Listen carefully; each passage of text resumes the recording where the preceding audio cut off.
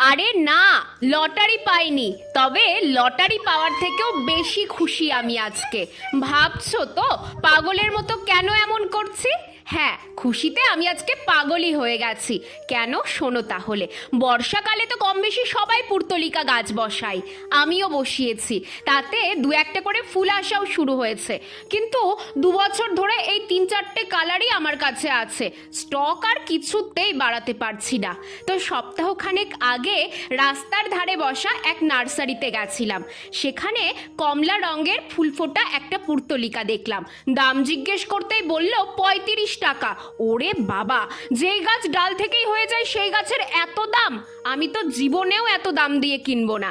বুদ্ধি করে বললাম, আমি ছোট্ট একটা ডাল নেব, 5 টাকাতে দেবে? দোকানদার প্রথমে না না করলেও পরে একটা ডাল ভেঙে দিল। আর ডালটা এনে বসানোর পর শুধু হয়েই যায়নি, তাতে আবার ফুলও ফুটেছে।